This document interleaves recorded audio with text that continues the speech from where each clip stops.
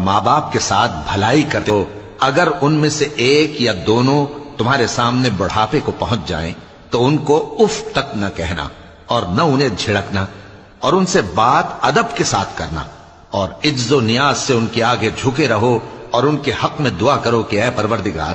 جیسا انہوں نے مجھے بچپن میں شفقت سے پرورش کیا ہے تو بھی ان کے حال پر رحمت فرما، جو کچھ تمہارے دلوں میں ہے تمہارا پروردگار اس سے بخوبی واقف ہے، اگر تم نیک ہوگے تو وہ رجوع لانے والوں کو بخش دینے والا ہے،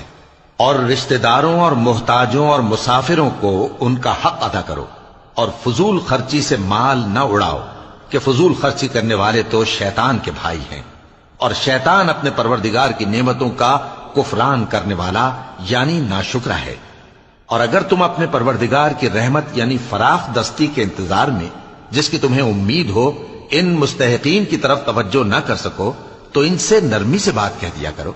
اور اپنے ہاتھ کو نہ تو گردن سے بندھا ہوا یعنی بہت تنگ کر لو کہ کسی کو کچھ دو ہی نہیں، اور نہ بالکل کھول ہی دو کہ سبھی کچھ دے ڈالو، اور انجام یہ ہو کہ ملامت زدہ اور حسرت زدہ ہو کر بیٹھ جاؤ۔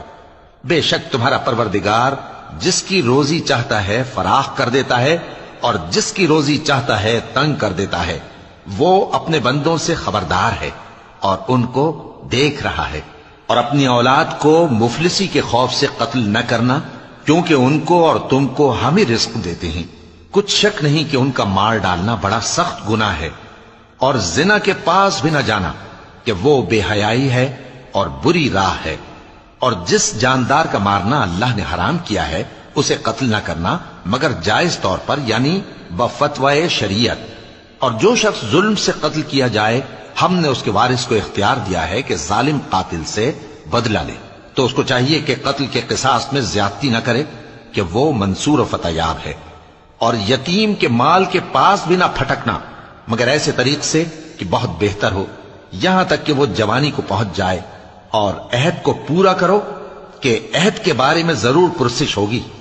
اور جب کوئی چیز ناپ کر دینے لگو تو پیمانہ پورا بھرا کرو، اور جب تول کر دو تو ترازو سیدھی رکھ کر تولا کرو، یہ بہت اچھی بات اور انجام کے لحاظ سے بھی بہت بہتر ہے۔ اور اے بندے، جس چیز کا تجھے علم نہیں اس کے پیچھے نہ پڑ کہ کان اور آنکھ اور دل ان سب اعضاء کے بارے میں ضرور باز پرس ہوگی،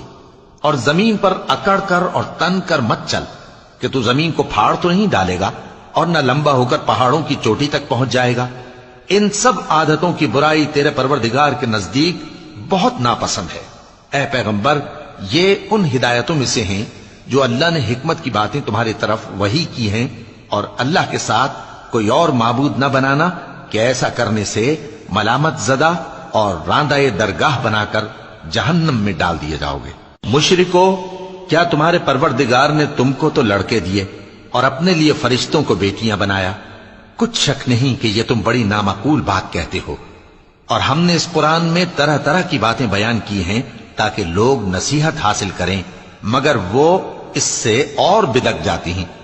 کہہ دو کہ اگر اللہ کے ساتھ اور معبود ہوتے جیسا کہ یہ کہتے ہیں تو وہ ضرور عرش والے کی طرف لڑنے بھیڑنے کے لیے رستہ نکالتے، وہ پاک ہے، اور جو کچھ یہ بکواس کرتے ہیں اس سے اس کا رتبہ بہت عالی ہے۔ ساتوں آسمان اور زمین اور جو لوگ ان میں ہیں سب اسی کی تسبیح کرتے ہیں، اور مخلوقات میں سے کوئی چیز نہیں مگر اس کی تعریف کے ساتھ تسبیح کرتی ہے، لیکن تم ان کی تسبیح کو نہیں سمجھتے، بے شک وہ بردبار ہے، غفار ہے۔ اور اے نبی،